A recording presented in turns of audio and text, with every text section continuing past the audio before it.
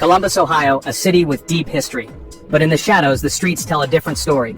For years, the Short North Posse ruled the underworld, running drugs, ordering hits, and controlling the game. One of its deadliest leaders was Robert Brandon Killer B. Ledbetter, a man who built his name through blood and fear. Fast forward to 2018, and another name emerged, Ricco Maye, who took control of the city's drug trade through manipulation, trafficking, and violence.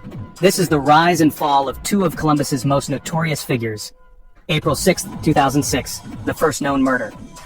If there were bosses in the Short North Posse, Ledbetter was one of them. When he wanted someone dead, it was only a matter of time. On this day, Ledbetter and two other gang members executed Alan Johnson, a 23-year-old man he believed had killed his brother. Johnson never stood a chance. April 22, 2007, a drug rival eliminated. Ledbetter wasn't just ordering hits, he was overseeing them personally.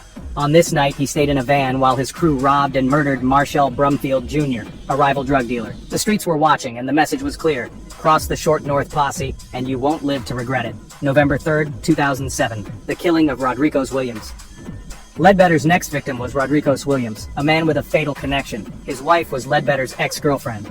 Hours before the murder, Ledbetter called Williams' wife, asking why the house was so quiet. By the time Williams returned home, he was gunned down at his own doorstep. Later, Ledbetter called again, pretending to be shocked. "For real?" he asked. But the truth was already known. Ledbetter was outside the house that night, October 22, 2011, the execution of Crystal Fife. By this point, Ledbetter was behind bars on drug charges, but his power didn't stop. From his prison cell, he sent out a death order, this time for his own girlfriend. Crystal Fife had snitched, and Ledbetter knew it. The proof was in their text messages. "You know what happens to people with loose lips," he warned her. Fife accepted her fate. "Kill me then. I don't even care." And on this day, as she returned home with a pizza for her daughter, a gunman shot her down in cold blood. Her mother later spoke in court. "My daughter should be raising her child. Instead, she's underground." Why can't they be underground? 2014 to 2015, the Short North Posse falls. After years of bloodshed, the feds made their move. In a massive takedown, 20 members of the Short North Posse were indicted. 6 members, including Ledbetter, refused to cooperate. They all received life sentences. 13 took plea deals, getting shorter sentences.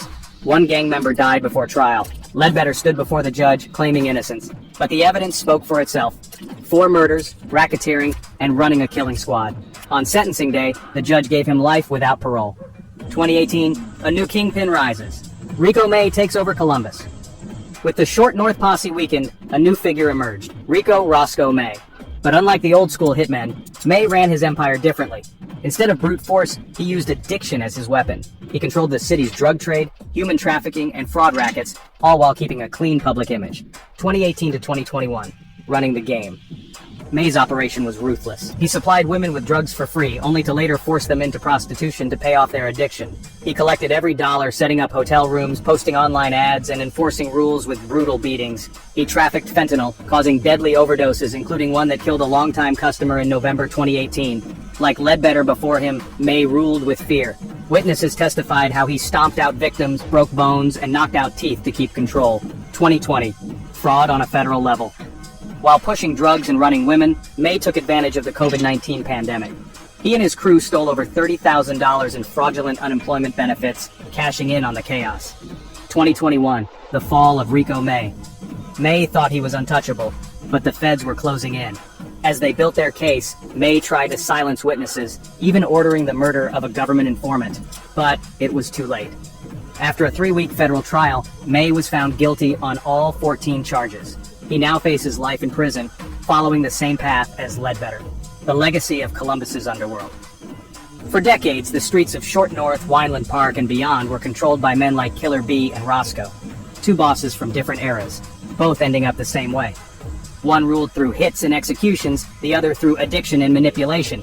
But at the end of the day, the game never changes. Stay locked in to Crunch Fam TV for more real street stories. Like, comment, and subscribe for the next one.